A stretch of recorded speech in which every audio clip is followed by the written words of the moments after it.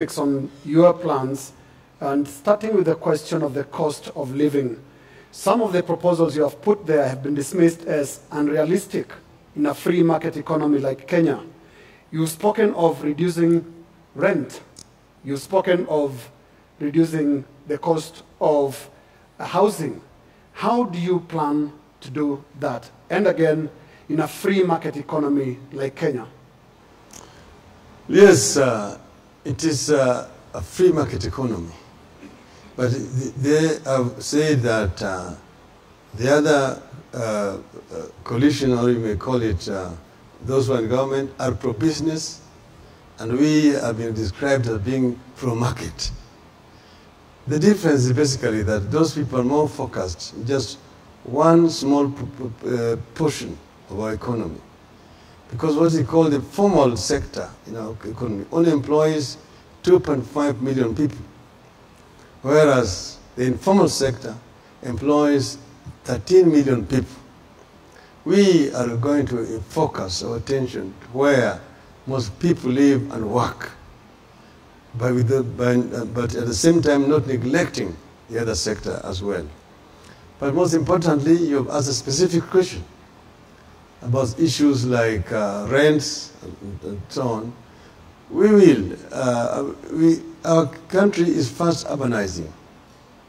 The rural-urban migration is increasing by the day, or by the month, and by the year. We are going to reach a stage where nearly 60–70% of our population are going to be living in urban areas. But this issue of low-cost housing has not been sufficiently addressed. And that is the reason why we have the problems we're having today. You see, at independence, when urbanization started, the regime at that time came up with a policy of go back to the land, telling people to go back to the land. And even they coined a song saying, Mzee Kasema. Sorry for interrupting you, Honorable Odinga. I've listened to you very carefully, and I'm sure tenants out there are listening to you very carefully. The question again, how do you plan to reduce the cost of rent as you have promised in your campaigns? Joe, there is a law here which is called Rent Restrictions Act.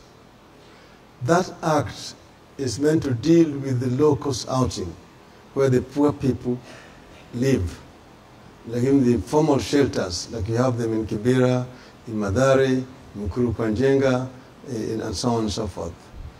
This law has been meant to protect the poor from overexploitation of the landlords or the structure owners. It has not been properly enforced.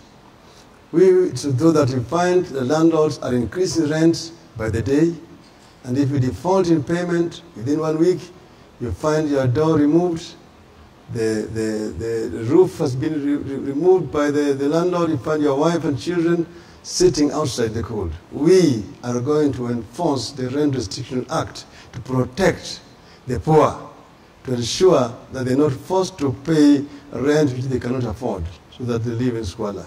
Landlords, you are, Honorable Odinga, landlords are voters, and they are listening to you right now. How do you think they feel about what you're saying?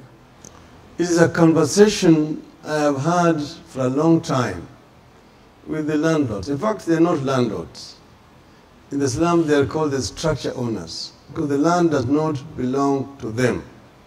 The term landlord means that you've got a land over which you're loading.